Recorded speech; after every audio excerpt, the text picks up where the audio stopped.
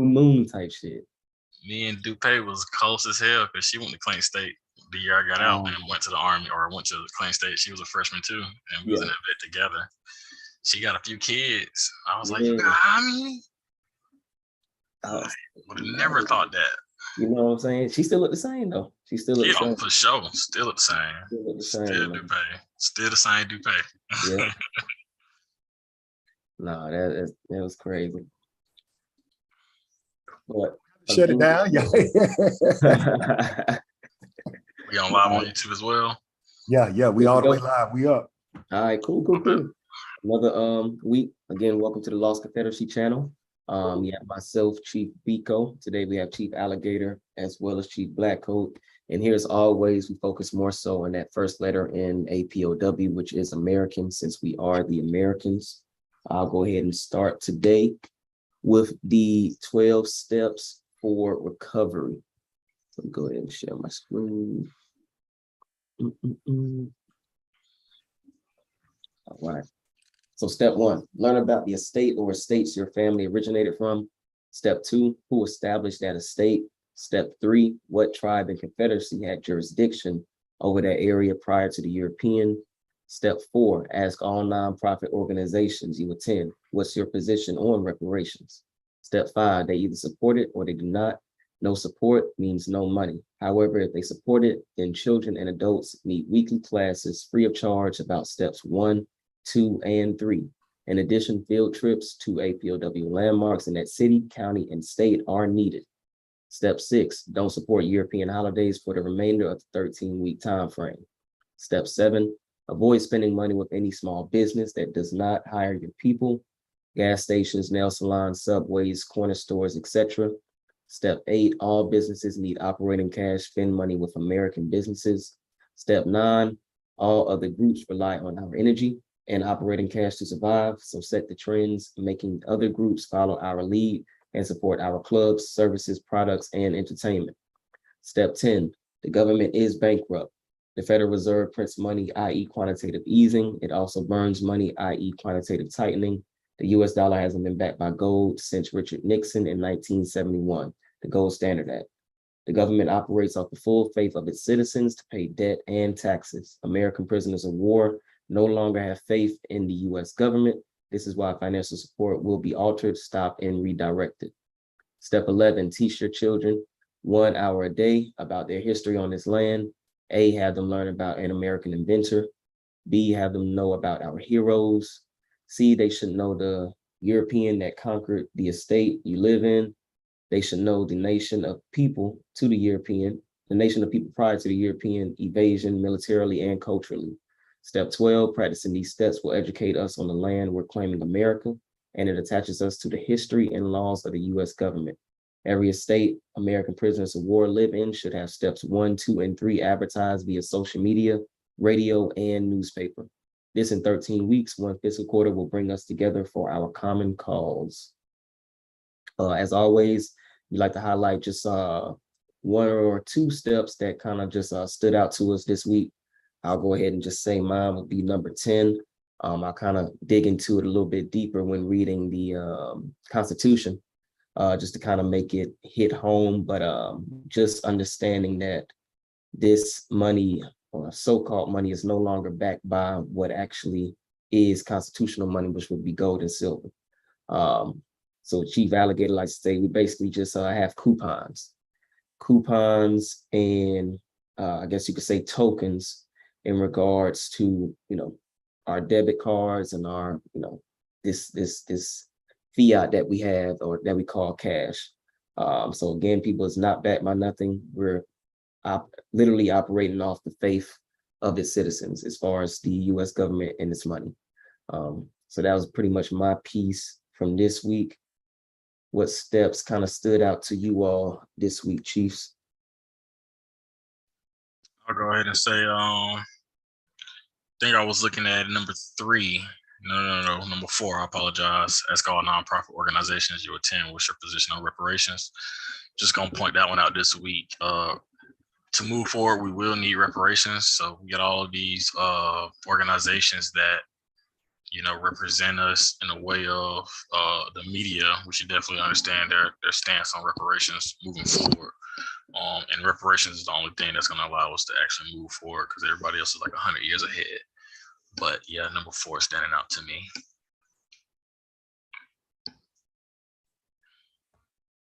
I'm gonna go with 10 as well. But I'm gonna stick with this one sentence. I know we don't as a group really understand step 10. The part that says the government operates off the full faith of its citizens to pay debt and taxes. So the way that I was taught is belief is hope.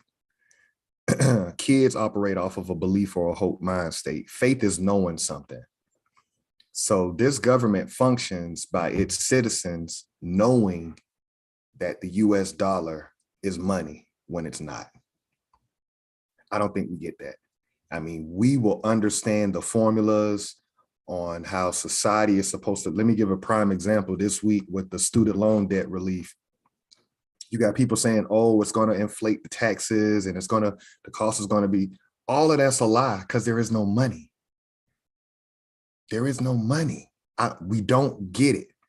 We really don't understand that in 1971, you cannot take this paper coupon and go to a bank and redeem it in gold. But that's what your grandparents did and your great grandparents did. That was the purpose of a bank. The bank held money. Mm-hmm. So that's what sticks out to me. We're not there yet. And once you step off the ledge, if you own the United States government, we the people, and you can get your citizens to operate without exchanging real money, that's the first step into make-believe. Mm-hmm. Everything after that is just another layer of it. Then we can get into white, black, Afro-American, all these different genders. But it starts the moment that you can get people down to an animal husbandry level where you can get them to function and keep a government operating and they're not receiving money. It's coming down. Other world governments are trying to get their currency backed by something tangible, i.e. China, i.e. Russia, but it really hinges on the people under this government. And for our people specifically, why do you deal with quote unquote racism when there is no money? It doesn't make sense. Like, you're making these people supreme, but they run a government that's bankrupt. It's over. We just don't realize it. That's an excellent point. Excellent point and excellent breakdown. Given, a real life example. Something just came down this past Wednesday with the, debt relief. Like you said, how can it cause more inflation when there is no money? All they're doing is adding an extra zero to something that it doesn't exist. It's just, nothing. Right. Go ahead, Chief Blacko, you was about to say something. Oh no, I was just saying that the government is just sticking to the script at this point. What happens in a time of inflation or whatever it affects, blah, blah, blah. They're just playing that game. They're just going along, again, back to the script. But yeah, there's no money. So like y'all said, Wendy tokens, I call them, whatever bucks. But like Chief Alligator said, you could go to the bank and exchange that note for the real money. You can't do that today. You go and exchange it. You can't even exchange it. So they're gonna give you the same thing back.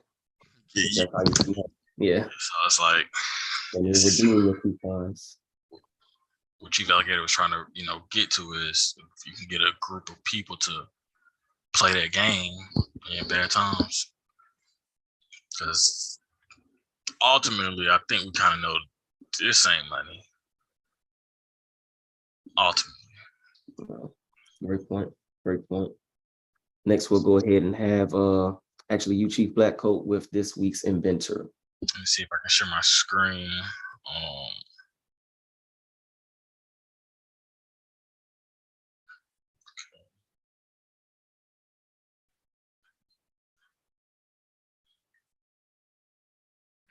And short and sweet, chose this inventor today because I see a lot of people are definitely coming into their knowledge of who they are, and they're putting their flags up in in their bios, or they're identifying where they're from with their flags. So I just wanted to bring up the inventor today, Mr. Henry A. Bowman. He is the inventor of the method of making flags. Now, he didn't, of course, invent the whole ideal of a flag. He is the guy for the method of making the flag. Faster, better, putting stars where they should be. It goes into great description of, why he got a patent for this. Very little information on the guy. I'll start with his patent number, 469395 alpha. I also got a couple of just photos pretty much showing his patent. And it might not look like much, but today, flags, represent a lot today. So to know that they have this method down because of another Black man to how to produce flags and make them look how they should look. And again, that description of why he has a patent is in depth. So it's not just, oh, he knows how to make a flag. No, it's very in depth of why he received a patent for it. That's one of the versions. Let's see if I can get back out of this. So he's the first one to put stars on a flag? Correct. I'm gonna try to go to the description. I done messed up because we got this screen sharing thing. Hold on.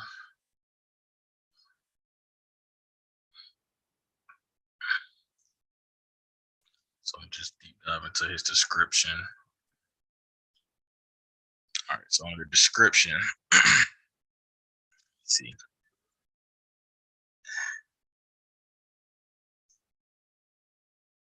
Let me see. Had a great little summary.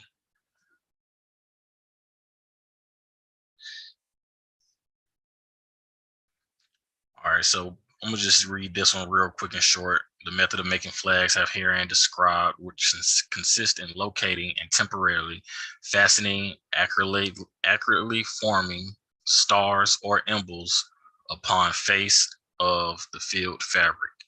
So that's pretty much a summary of what his method of making a flag is.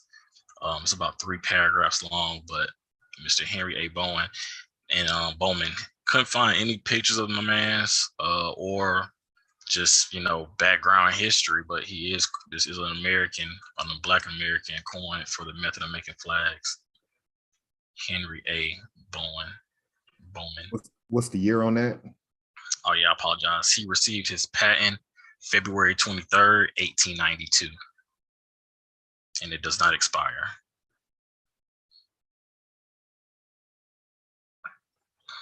That's a great inventor for this week. Great inventor. Receive anything? No. When I realized I couldn't even figure out who he is, it's like, why do you want this guy to be so hidden? But they just kept pulling up generals in the military, and I'm putting in inventor, Henry A. flag maker, trying to use all keywords, and this guy's like a ghost, but he is coined a Black American. That's excellent, Wendell.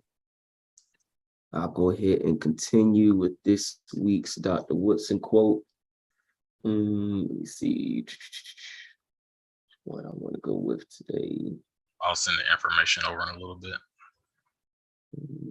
Kind of like this one. I think I'm going to go with, what was it?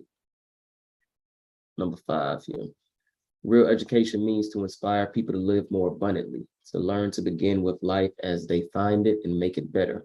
But the instruction so far given Negroes in colleges and universities has worked to the contrary.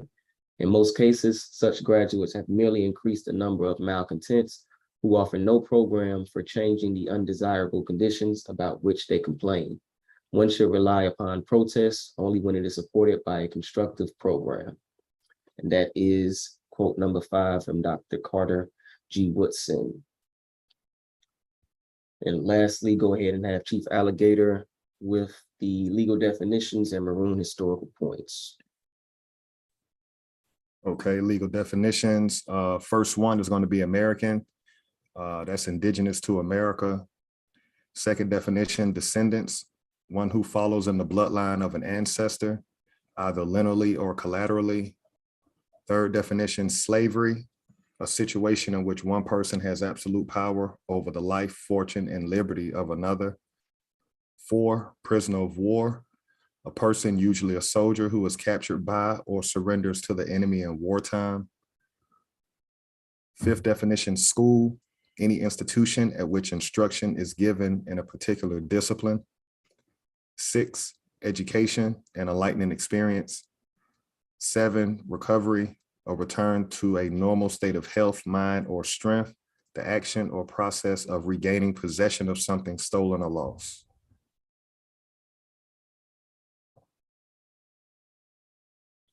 And 5 historical maroon points. Number 1 was a person escaping slavery, seeking freedom, or breaking the law.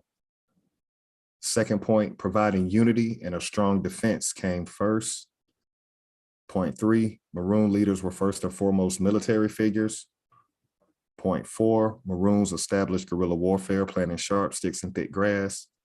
Point 5, maroons knew their enemy's language, defenses, and plans. We don't have none of those points as a group of people right now. None of these 5 points are we in alignment with.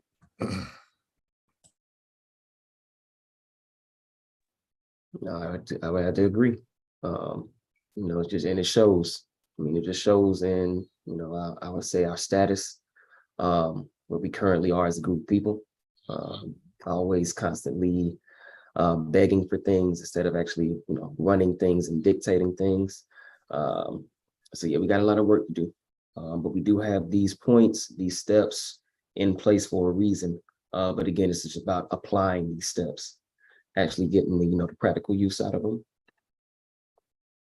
And with that, lastly, going to jump into the Constitution. So of course, as always, Article 1, Section 10, no state shall enter into any treaty, alliance, or confederation, grant letters of marque and reprisal, coin money, emit bills of credit, make anything but gold and silver coin a tender in payment of debts. So again, as we read in our 12 steps, number 10 says the government operates off the full faith of its citizens to pay debts. So knowing that the gold and silver was taken out of the system in 1971, so ever since 1971, the government has been operating strictly off the faith of its citizens to pay these debts. And that's a direct contradiction to this government's founding constitution or founding government document, which is the Constitution. Because it clearly says here, gold and silver are the only thing that can be used as payment to debts, not the faith of its citizens. So as Chief Alligator highlighted, when it comes to this, loan forgiveness and people arguing about inflation, things of that nature, it doesn't exist. It's just a propaganda at this point, just to keep you fighting for something that does not exist. So again, gold and silver is valuable because it has that practical use. Silver can be used for hundreds of things, but one of the main components is, for electronic purposes. It's a good conductor of, electricity, things of that nature. Also, I think I've read something, it's like antimicrobial, something like that. Even silverware, that's where they come up with that term. So multiple things, and that's what puts that value on it, because it can be used practically for multiple things versus just credit cards or dollar bills with nothing backed by, as he stated earlier. You used to be able to go into a bank, exchange your $10 bill for $10 worth of gold or silver. Now you can't do that. So again, as soon as that clicks for our group of people, and really all of the US citizens, but mainly our group of people, then I think we'll be like, okay, like he stated, why are we dealing with racism? Why are we dealing with police brutality? Why are we dealing with no housing for our people? If the shit that we're trying to pay for the house with is bullshit, it's backed by nothing. So again, just some things to kind of think about. on a daily basis. And hopefully, you know, one day or at some point it'll click and register. Next, actually is up here, Article 2, Section 2, the powers of the president, or some of the powers. The president shall be the commander-in-chief of the Army and Navy of the United States and of the militia of several states. So again, as we continue to highlight, as we continue to bring examples, the commander-in-chief, the president, is the commander-in-chief of the Army, Navy, as well as the militia. So that has to be understood, overstood, understood, because you have to understand who's controlling what. I think it was last week or maybe a week before last when they got a warrant to search former President Trump's estate. The next day, you heard about, you know, militiamen outside of these government buildings. It's for a reason. So with that being said, I'll let you, the viewer, think, okay, so who is really the commander-in-chief if he's actually controlling this militia, this separate branch of this United States military forces? And lastly, Article 6, Paragraph 2, this Constitution and the laws of the United States, which shall be made in pursuance thereof, and all treaties made or which shall be made under the authority of the United States shall be the supreme law of the land, and the judges in every state shall be bound thereby. Anything in the Constitution and laws of any state to the contrary, notwithstanding. So again, this here just clearly states that the treaties are the supreme law of the land.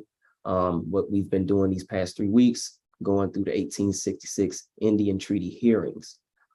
Knowing that, one, there was no Civil War, there was no, Congress passed or declared war against the actual Americans, which was the Seminole War, then how do we have these quote unquote treaties ending these wars and moving people from their original, homelands to this Oklahoma Indian territory reservations? So again, just questions we have to ask, and questions that aren't being asked in these hearings that we continue to pretty much listen to. Good bill for sure, because you hit something. 1866 Indian Treaty. What war? I get the narrative is Civil War, but we debunked that. So what was this treaty, amended for? Correct. I'm just actually gonna pull up that Constitution again.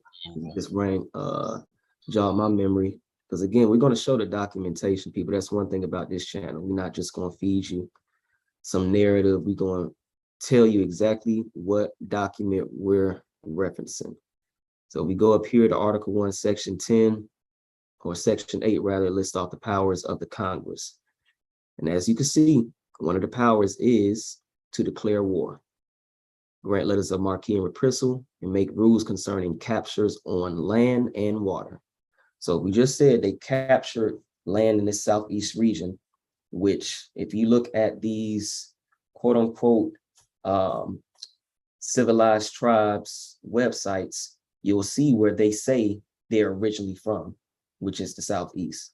So if they're no longer there and they're now in Oklahoma, then that means that their land was captured, correct? So if we don't have anything from Congress declaring these as actual wars, then as Chief Blackco stated, it's just a narrative. It's just a title with no meat or no substance, because you can just say anything was a war, but unless Congress declares it, then it's not an actual war. And the same thing goes with the Seminole War. We know there were multiple battles, but Congress never declared that a war. So why do we have these treaties that are ending these fake wars that Congress never actually declared? Let me build on that right quick, Chief Biko. They coming into a vote in a couple of months with the U.S. citizens. We're not there. This channel is about recovery. Right now, we're mentally shut out as a group of people. We're sick as hell because what you were just showing, Chief Biko, the Constitution That's part of the table of contents. That's the theory of operation for this government. We don't know how this shit's supposed to work. There's no way at this point that we can fix anything because we don't know how it works. You know, so it's good to see that you understand it, and understand it, how you're going and showing Congress declares war. But I'm just thinking in my mind while you're doing that. And I'm like, wow, our group is clueless to this info. Clueless. So we're operating in a machine, because we say system, but it's a machine. That means that it has different systems to it. It's got a lawmaking system, the legislative branch. It's got a branch that interprets the legislative branch, which is judicial, and then they got an executive branch. But we don't even understand how this machine works. That's why we're just pretty much just lost in the sauce. We're lost in the sauce. We're crazy as hell.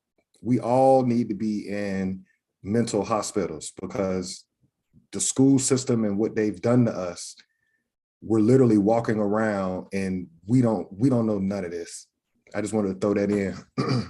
It's depressing, but I get energetic. I get energy just from coming out here and just throwing this out here. But we're so far, what attracts our attention on a day-to-day basis, you know, while we're being killed on video and things of that nature. And then we come here on Sundays and we ground it based on documents. Like, look, here's a table of contents. Before you read the book, read the table.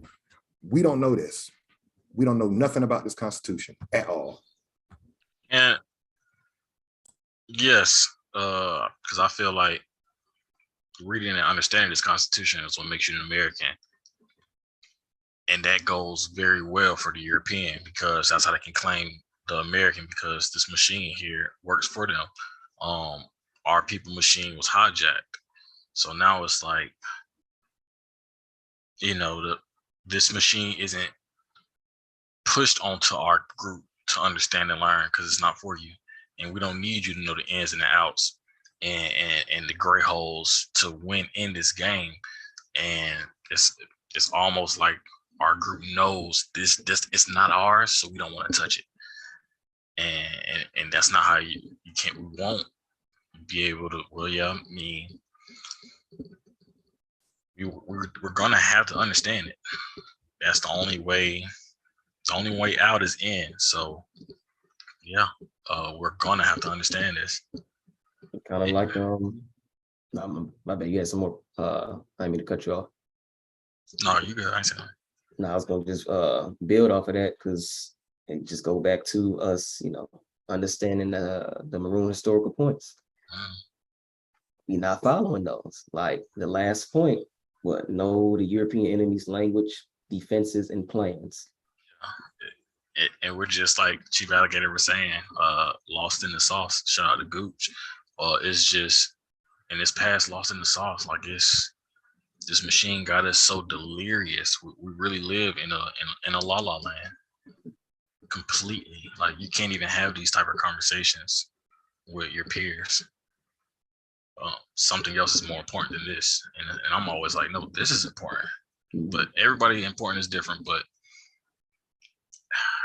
we're trying to move forward as a group. You know, as far as what we do is, you know, the lost Confederacy. We want to be found again, and our group hasn't even got to the fact that we lost.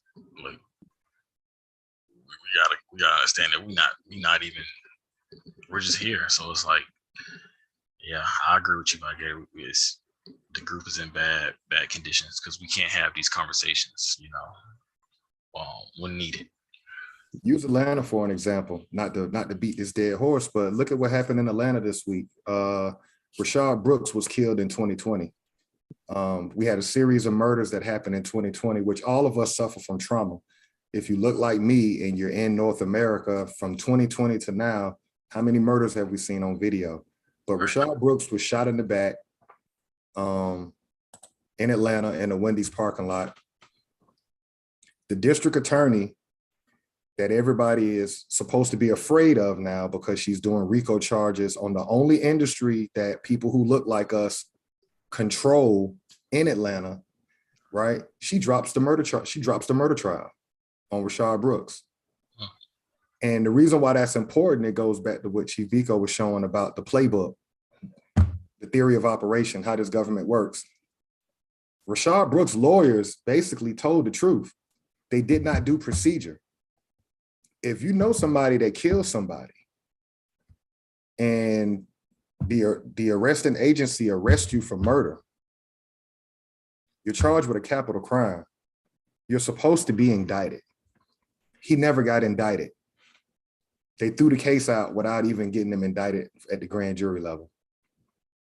And we don't even understand what that means, again, because we don't understand how this machine is supposed to work. If it's supposed to be working, you can't do that. But that goes back to being a prisoner of war. I know it's a harsh term and a lot of us don't want to deal with that reality.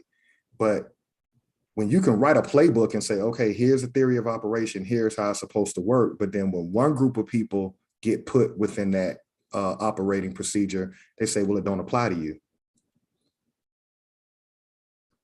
How long do we have to keep seeing this before we realize, all right, like Chief Blackco said, this shit ain't for us. January 6th, they had a whole hearing, no criminal charges.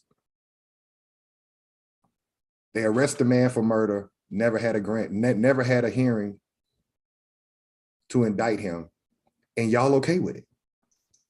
And They're gonna lock up a lot of artists on make-believe charges for RICO. Right. Y'all gonna give that woman who looks like us, that district attorney in Atlanta, y'all gonna give her a pass. It's crazy, like the spin they're putting on us. I'll stop right there. And everything you said goes back to, and this channel is to, shine light on the POW, the prisoner of war. Again, on the outside looking in, we're seeing the machine work for one group of people, other group of people, or others groups of people, but not in neglect. And the prisoner of war is like the tip of the the mountain. That's the understanding of what we're under. And like you said, you're watching, because you got a great understanding of what this system does or what this machine does and how it's supposed to work. So when things like that happen, you're seeing like, whoa, what and our group is like,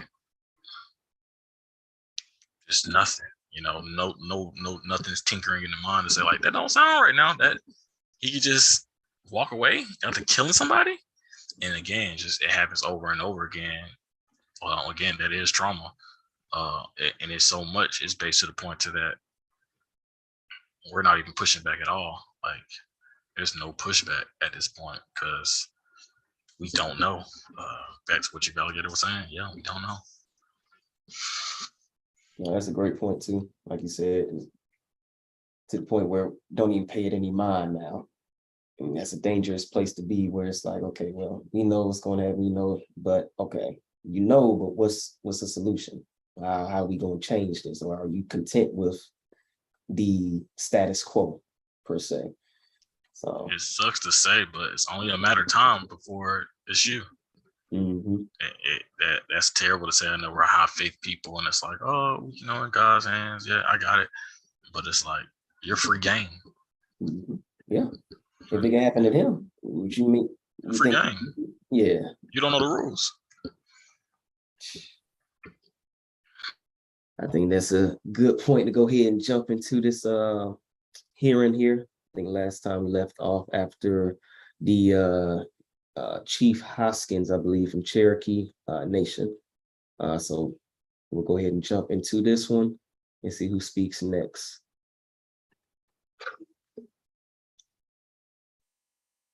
For our second panel, we have the Honorable Brian Newland, Assistant Secretary for Indian Affairs at the U.S. Department of Interior. The Honorable Chuck Hoskin, Jr., Principal Chief, Cherokee Nation in Oklahoma.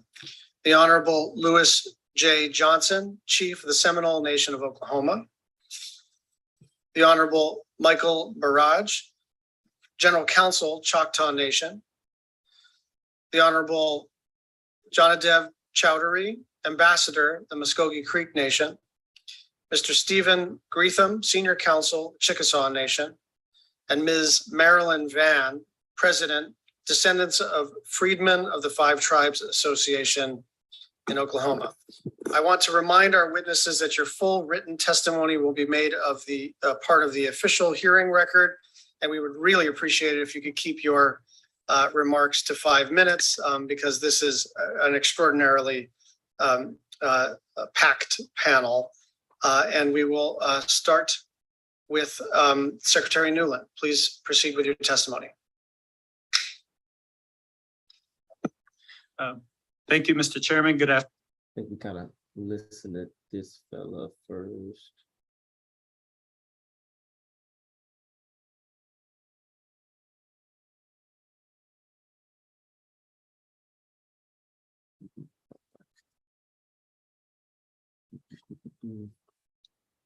Okay, we good. Let me go ahead and start from here. A great nation. Whatever. Thank you very much, Chief Hoskin. Chief Johnson, please proceed with your testimony. Good afternoon, Chairman, and the rest of the committee. Seminole Nation thanks you for this time to be able to speak. It has been requested of us to expand on selected provisions of the 1866 treaty. The communication to the Seminole Nation stated that in emails.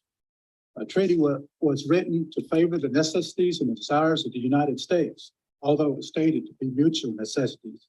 I will now expand from the preamble and certain articles of the 1866 treaty for the Seminoles. Selected provisions from the preamble. Whereas existing treaties between the United States and the Seminole Nation are insufficient to meet their mutual necessities, and in view of the urgent necessities for more lands in the Indian Territory, requires a cession by said Seminole Nation a part of their present reservation, and is willing to pay therefore a reasonable price, while at the same time providing new and adequate land for them. The first phrase of the preamble is the opening words of the 1866 treaty. The existing treaty reference is the 1856 treaty, which was in fact sufficient for the Seminole, for it consisted of millions of acres of land and provided in the language of that specific treaty that the desires of the United States were the determining factor for the Seminole being the only tribal nation of the Reconstruction Treaty era forced to cede every inch of their land. 2,169,080 acres was ceded at 15 cents an acre. The Seminole understood the 2,169,080 acres ceded was to be assigned to other Indians and freedmen to live thereon. This promise was neither fulfilled nor honored. This language is present in Article 3 of the 1866 treaty and is the first time in the treaty where the term freedman is mentioned.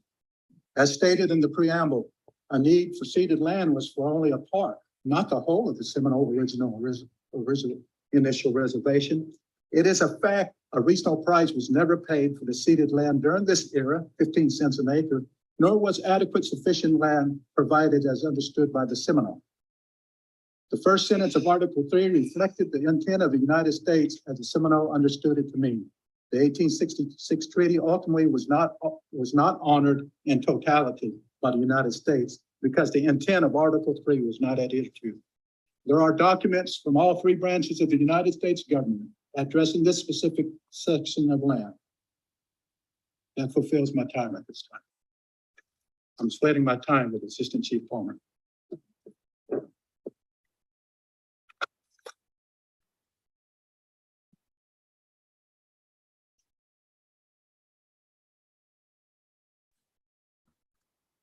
Go ahead, pause it.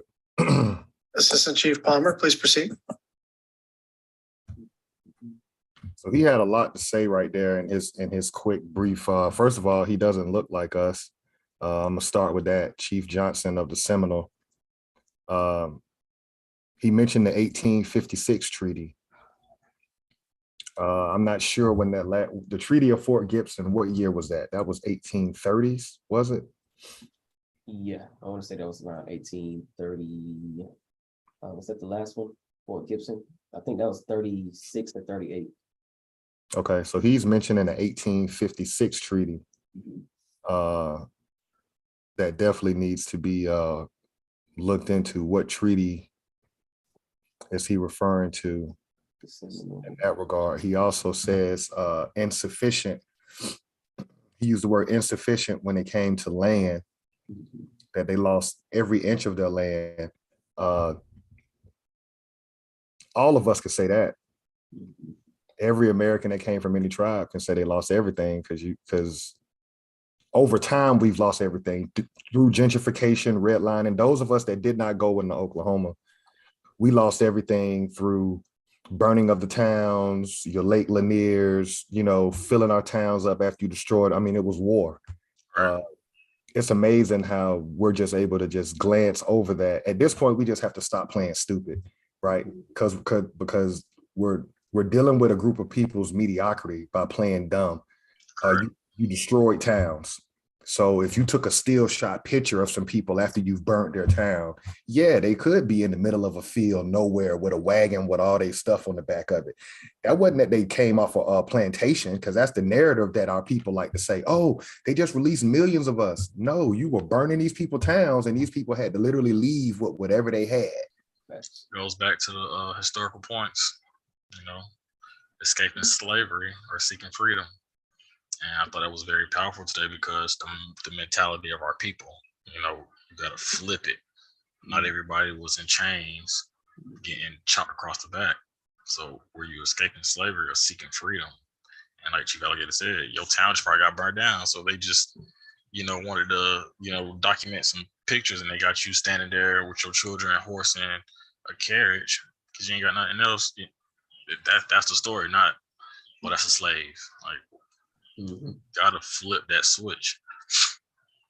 Oh, and that Fort Gibson Treaty is 1833.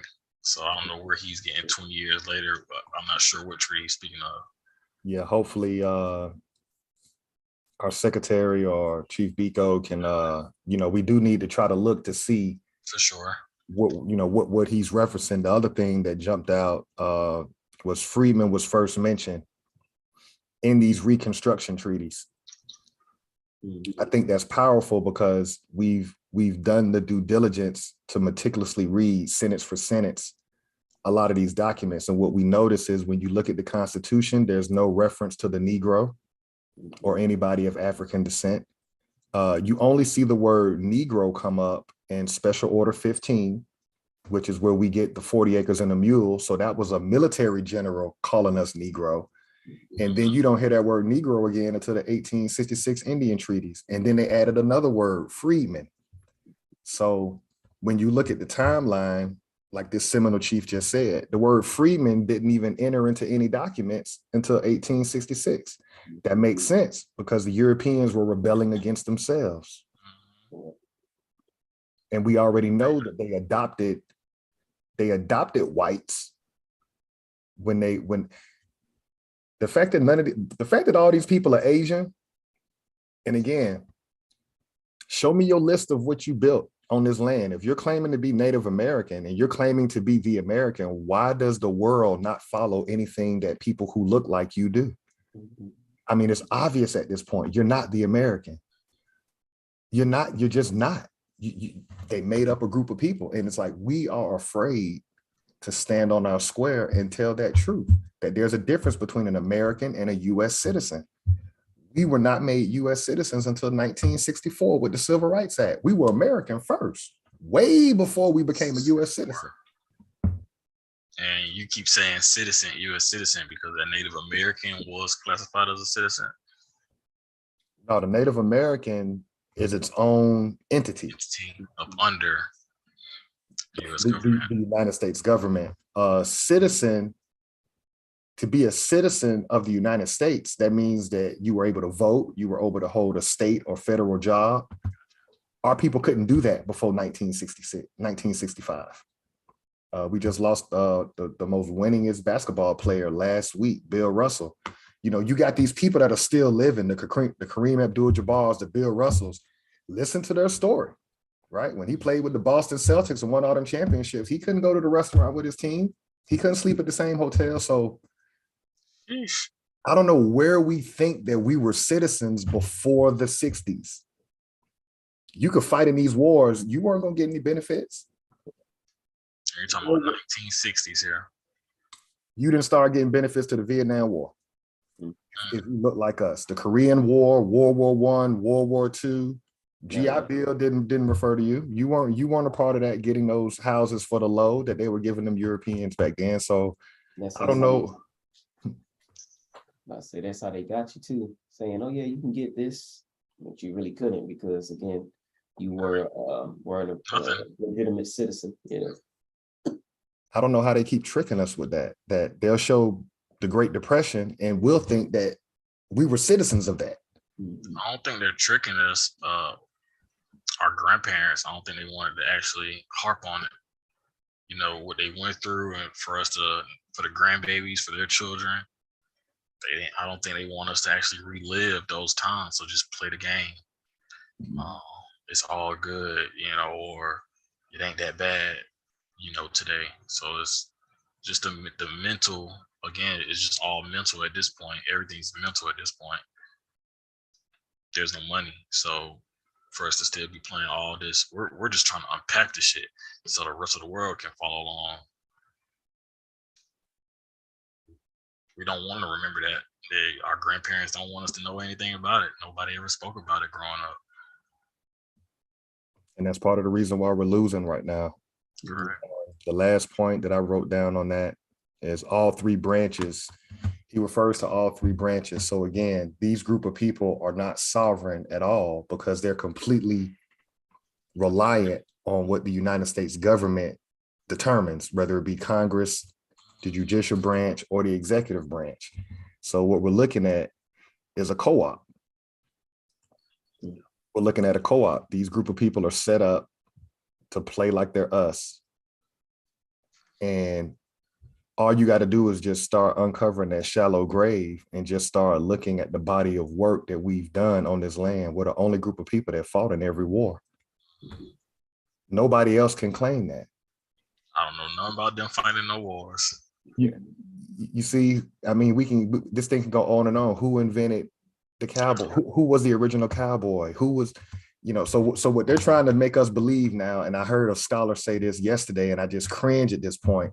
You're still trying to tell us that we were released from slavery in 1865, and immediately we just had all these skills and we just started building towns. It don't even make sense. No, the towns were already there. We were in unlawful wars, and as they destroyed what we had, we were forced to move in to what they were creating over time, which is how we started coming into inner cities and replacing the Jews in ghettos. We had our own. We were forced to integrate with them because they destroyed what we had. Y'all want to build on what this Seminole chief was talking about? Yeah. Something come up. He didn't say much for me that stood out. He seems like he kind of passed the ball to his partner here, so I'm ready to see what his partner got to say. Yeah, definitely pass it to what he said, assistant chief, who is, I mean, clear as day, a European. So just another. I don't know what he is, honestly. Another feather in the cap to say that shows, okay, yeah, these aren't us. We know who the American is. You're looking at him on this channel right now. So that was definitely want to see what he's talking about. Then something that stood out to me too was the 2.2 million acres ceded, like you said, is more than that. All of this was our land. So everything was already, you know, confiscated or taken away. It just goes back to, again, when I highlighted that who declares war and who issues out the plans for capture of land and water, Congress. So how can that even be something done if there is no documentation of Congress even having these wars? So with that just leads to all of these treaties are invalid. He's highlighting these different articles within this 56 treaty, Article 3 and things of that nature. All of the treaties are invalid. It's 1856. 1856 or something he referenced, but it just comes through here. They're all just invalid treaties. So why are we, you know, playing this game when all of this shit is bullshit because there was no war declared on us? So if you understand that, it's just like, okay, damn the hearing. There is no hearing because you don't even have the proper documentation to even say that there was a war, but you'd even capture our land to even have us here in 1866 arguing about what you had allotted us, if that makes sense. Correct. So we're bullshitting with this whole hearing.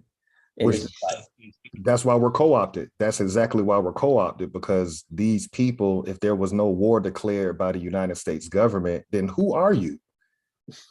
Who are you and how did you even get here. Who are you talking about? That's what I keep asking myself. Who are you talking about? Who are you saying you represent?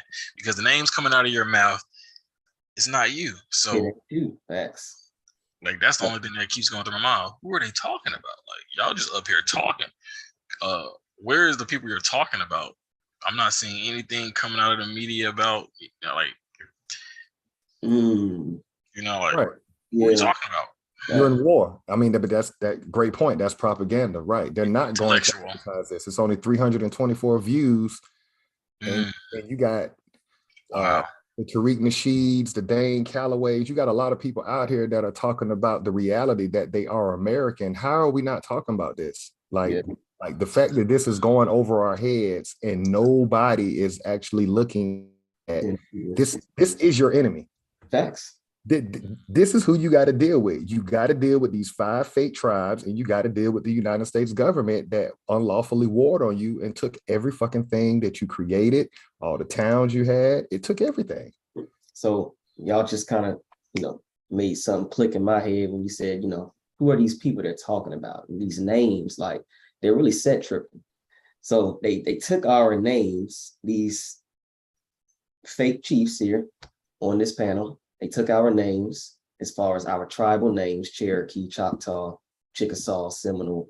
They took our names, and then, like he's saying, they're co-opting or they're in partnership with this U.S. government because, again, they're not representing any of us on this channel, any of where they originally came from, which would be the Southeast. So they not only are masquerading as us, but then they're representing a fake person, a straw man, basically. Like, who are these people that they're vouching for? Because it's not us. You made me think about something. They're here advocating for a group of people. Cool. Do your job.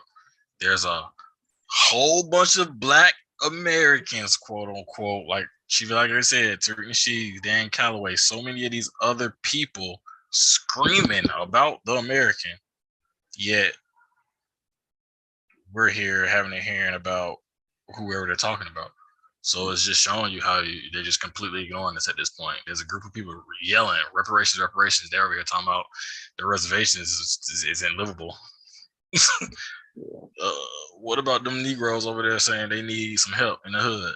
So again, just watching this is just like intellectual warfare. You gotta be smart enough to outsmart these niggas, meaning they gonna sit here and pretend they're smart. You gotta be ahead of them, knowing y'all ain't doing shit. Y'all over here, whatever. This is the machine. This is exactly what it is. We're watching it. Yeah, we're watching a play, just like the January 6th hearings. What's coming out of this? Which is still to that one still got a little bad itch in my throat because it's like they killed people, dog. Yeah.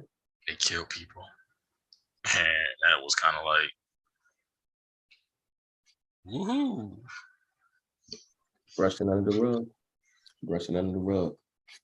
Let me see. I guess we could play a little bit before of the assistant chief and then close out. And then we should be right on time there.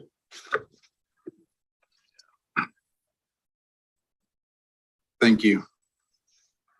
Majinita, Haranitum, Nadethuzlan Pum Bahoyan, Moman Pum, Ojoagi, Dadi, Ojobagi, Sabaklet, Mongis. During opening remarks in the HASDA reauthorization 1 year ago on this date, the following was stated: the United States signed more than 370 treaties, passed laws, and instituted policies that have come to define the special government-to-government relationship between the federal and tribal governments, and obligates the federal government to promote the general well-being of Native American tribes. Yet, the United States has failed to provide that assistance. Any treaty must be viewed through the author's eyes and those who reluctantly agreed to it. Weighted consideration must be given to the government's chosen language, intent, and the atmosphere in which it was constructed 156 years ago. This is how the U.S. Constitution is viewed. This is how the treaties are viewed. Article 2 of the Seminole Nation Treaty of 1866 reads, in part, many persons of African descent and blood who have no interest or property in the soil and no recognized civil rights shall be permitted to settle, have and enjoy the rights of all native citizens, equally binding laws, and may be adopted as citizens or members. The Dawes Commission certainly categorized freedmen and Seminoles separately and introduced blood quantum. Phrases and terms utilized within the treaty are not the words of the Seminole. They're the words and desires of the federal government. This short testimony to discuss select provisions is a disservice to the Seminole and warrants a deeper conversation. Grossly negligent oversights of the treaty agreements still occur beyond the McGirt case. The government must account for and consider the impact any decision may have on a financially fragile tribal system that has yet to overcome historical poverty caused by previous lack of protection defined by the treaties in times of war and hostility, loss of valuable oil and land, and continual suffering from the historical trauma caused by the Indian Removal Act. As an elected official under the oath of office of the Seminole Nation, I must uphold the treaty, the tribal and U.S. Constitution, the tribal codes as they are written and as they govern the Seminole. Mado. Thank you very much. Mr. Burridge, please proceed. There. He mentioned something that caught my attention when he said, I think he said 370 plus treaties or so that the United States has had with the Americans. Goes back to exactly what I said a few minutes ago. Okay, all of these treaties, but what war was declared for you to even have these treaties? So of course they're going to all be invalid. So again, it's like they're trying to argue something that is already, it's already make-believe. Right, debunked. It's already debunked. It's like you don't even have to go that deep. He referenced the Constitution, and I'm like, did you even read the Constitution now? Because if you did, then you would see that Congress declares war. It's a treaty supreme law of the land. So if there's no war, or if there's no war, and these treaties are supposed to be stopping these battles, these wars, right? What are we doing? Who were you fighting? Who were you fighting? What are you signing up for if there was nothing ever declared? Right. Who were you fighting? Where did this treaty come? What war did this treaty come out of? You know, exactly. We know many wars, on this land, or as far as this government. But when it comes to these treaties on the land, who are you fighting? And what group of people was this? And so, yeah, exactly what you're saying. It's already debunked because you're talking about a treaty, but you're not talking about the war. Mm-hmm. Facts. One of y'all pull up a calculator right quick. This might be the worst one to this point. Assistant Cherokee. I'm looking at this guy and he's speaking the language, and I'm looking at this guy like there's, can somebody pull up a calculator and put in? I got you. Put in 156. 156. Yeah, he said 156 years ago is when these treaties were signed. Divide that by 70. That's assuming that your grandparents lived to 70 years old. 2.2. We're talking 2 generations, y'all. This is not that long ago. And you're trying to tell me that this guy that just spoke is American. Right. Can y'all see the bullshit? Yeah, that's what I was thinking as well. Like, who are you talking about again? Because if you're representing this group of people, where are those group of people that look like you that you're representing? And I'm not. Don't you point at these niggas on the reservation? Like, who are you? What war are you talking about? Was the war only on the Indian territory that you're talking about? Like they're just all over the place at this point. Like you said, this is the worst one because he decided to start off with the language. It's like, come on, y'all. Yeah, like you're trying to put on the front. Right. So he's really telling us, here's the mind fuck. And if they can lie to you about there's no money, everything else is just, it never stops. Yeah. He's trying to tell you this is what the American looks like, this European. That's what he's saying. I am a Seminole. Get out of here, bro. Back to what, so what are y'all saying? That it was people who look like you and Europeans? Wait a minute. So Both of y'all are white. So you're talking about, so there were white Americans. Who died off?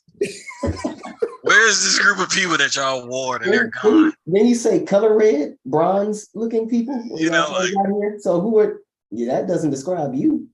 are y'all saying that the European and the African made us and the native is just whole other group that, like, again, just, yeah, it makes no sense. Where are these people at? Who died off? I thought all the natives died. This man has And he Irish, said African descendants, which we know that African descendants is a word that we never seen until 1866. But the word Negro was also in that 1866 document. But his ass was adopted as a Seminole, but then he's turning around saying, we don't want African, first of all, you're not even American, but he's saying we got an issue with the United States government dictating to us that people of African descent can be American. The real answer is people of African descent, get the fuck out. People of European descent, get the fuck out. And the people who are the real American, the people who look like us, we got to put a gate up and say, no, they're all eating off of us. And that's what none of us really want to deal with. Everybody wants to make it seem like we're this peaceful group of people, like, we get along. No, everybody else puts a gate up. The Chinese put gates up. Literally. Yeah. The Mexicans put gates up. Literally. Everybody puts a gate up. We got to put a gate up and be like, look, let's stop. You're not American. You're a U.S. citizen, but you're not an American. It's a difference. It's love space. I don't understand why we continue to get that confused. It's two different terms. U.S. citizen, American. I don't give a fuck where this shop was set up. I can't, open up a manufacturing shop in China and then start saying I'm Chinese because I work out there. So these people are just annoying the hell out of me at this point.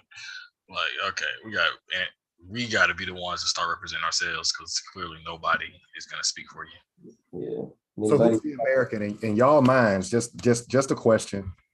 Who's the American to you, Chief Biko? Who's the American? Who's the U.S. citizen? Shit, we the American. People on this channel. We're the American. Your everyday black people. Yeah, the U.S. citizen would be the European American, as they like to call it. So you got the Irish American. Two continents.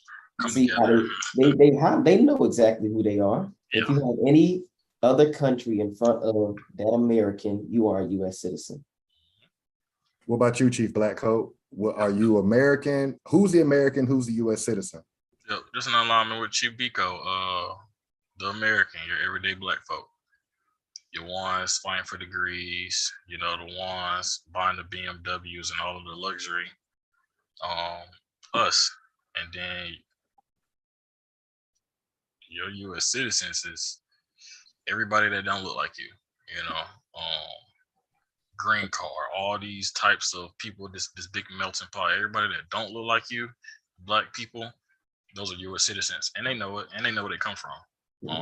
They just playing you. As far as me, Americans, they just playing us. So black is American. Like, we just gotta understand that's whole. You're just double whammying yourself. Black American, no, just American, dog. You're good. Yeah, you got a heart in it. Shit. Right. U.S. citizen, basically, you say people given the playbook of how to eat off of the American. That's a great point. Because that's a great point. U.S. citizen, so this is what I have to do. This is what I have to do so this is the table of contents. These are the instructions. Okay, gotcha. I was laughing at a girl on Twitter. She was highlighting DJ's Khaled family came from somewhere over there in the East, or the so-called East. And she was like, it's so amazing how immigrants can, travel from another land and blow up so big and provide for their families. And all I was thinking to myself was like, if you really think they came over here with no lick of English and just built these millionaire, enterprises, you're high. They're not like that. It's a playbook. If they could do that, they would have did it where they was from. Where they were at. Come on, you're doing too much. Yeah. It's the playbook. They got the playbook, and not only did they get the playbook, the government broke it down for them, bribed them this is this is this is this. Mhm. You know, their playbook. And I like how you put that because no American, no true American got the playbook. Yeah. So you pretty much sit on the bench the whole time, just looking. Absolutely. What I about hop you? up out of here, guys. The family about to go get some dinner. I'm about to ride out with them. Got you. Got you. So I'm gonna get out before they start screaming at me, guys. Tenfold. He was a good one. These two Seminole, the assistant chief and the chief of the Seminole. Yeah, y'all pretty much nailed it tonight, man. We have to understand that we were the owners. Mhm. And as long as they perpetuate the slave narrative, then we're never going to really embrace our inventors. You know, these people were the shot callers in their respective towns, in their respective territories. Their families were royalty. Their families, you know, the Pattersons, whoever invented the car, you know, that family had a name for itself. And just to try to water us down that everybody came off a plantation. I know we've shattered that myth. You know, we've done too many inventions that the world eats off of now. Yeah. I think that's our biggest thing with recovery is we cannot see ourselves as owning and controlling the ports Mhm. from Massachusetts all the way down to Florida. We can't wrap in our mind that we were doing import export. We taught them how to do it. And now they've just pushed us out of the way and made us think like we've never done that. But you look at the crack era that I grew up in, and you see all these people who were able to take a piece of rock, a piece of cocaine, and make empires out of it. We can take something as small as that and just, you know, rap comes out of all of these different things, but in our mind, you're going to tell us that we were slaves. Mhm. And we didn't do anything. Even today, there's people today that are making serious moves, major moves, but it'll never be talked about because it will put the true intellect of the real American on display. So what they have to do is always put us out there as upside down and backwards. Right. Yeah. Anytime they put us in front of that camera, we got to make them look this way to fit this narrative. We can't let them see the more gifted of the individuals or their group. So yeah, that's a great point. Great point. And yeah, none of these people that we've seen as far as these quote unquote chiefs look like us. They got it. Last person just spoke.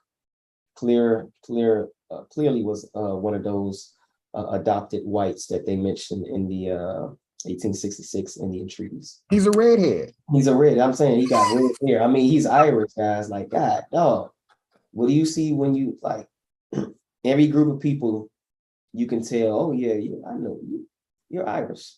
No, I'm American. Okay, you're lying.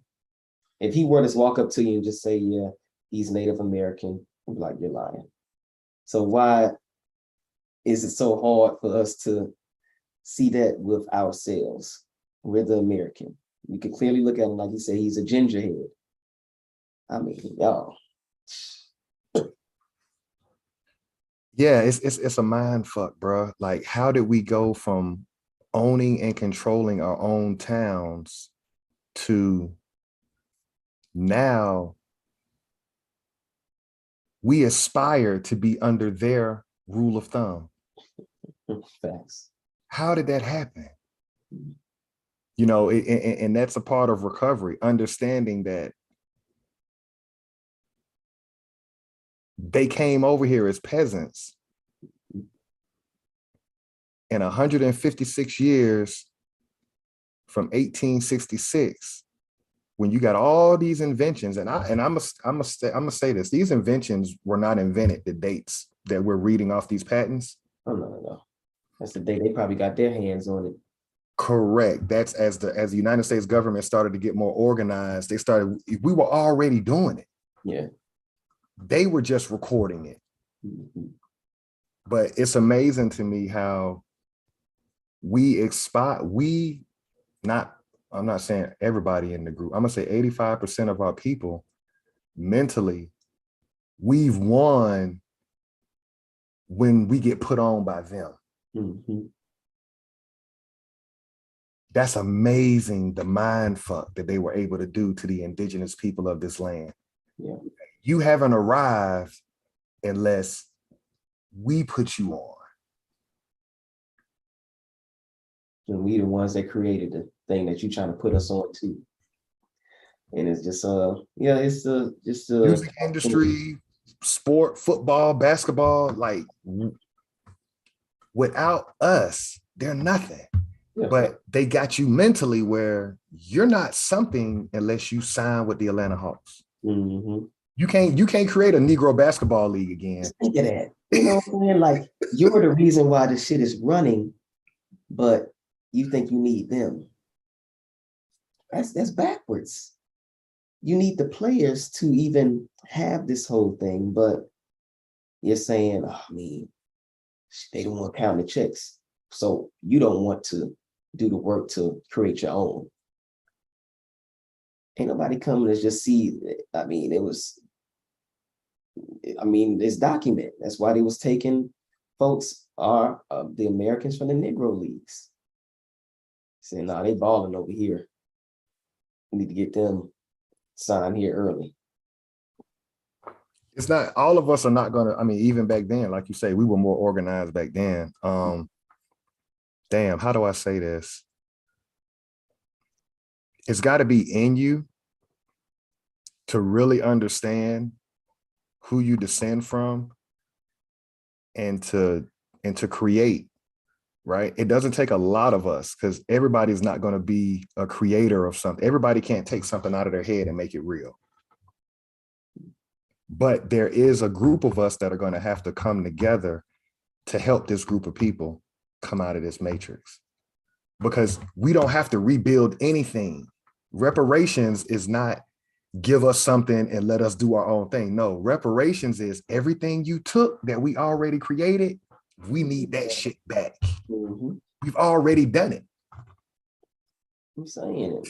We've already done it, and we can lead. We can make it 10 times greater. We know these things. We know these fields. We know these industries. We know these, manufacturers. Like, we know this stuff. We know this stuff. I think it's just scientists. I think it's a mental block where it's like, but if we take it, but can we run it? Yes, we've been doing it. We've been running these things. And I think that's probably what's the biggest hiccup. Like, okay, if we do get all of it, is it going to be efficient? To be honest with you guys, The older I've gotten in life, the more I realize that we are science and technology. Every time we do an inventor, you cannot invent something without science and engineering and math. Science and math. Every time we read an inventor, you're looking at a master in science and math. mm-hmm. In today's society, when you look at guys that's in prison, there's a running joke that we'll say, like, man, they can create anything. Mm-hmm. It's in our DNA. Mm-hmm. All we got to do is get back what we've already created. And that we're not starting from zero. We can never start from zero because we've given the world too much. Facts.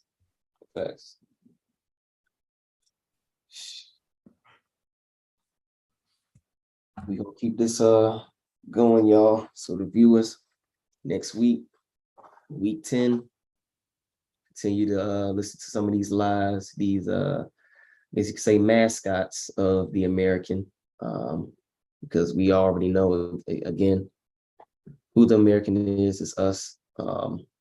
We'll continue to go ahead and debunk them point for point. So definitely going to see you next week. Stop sharing.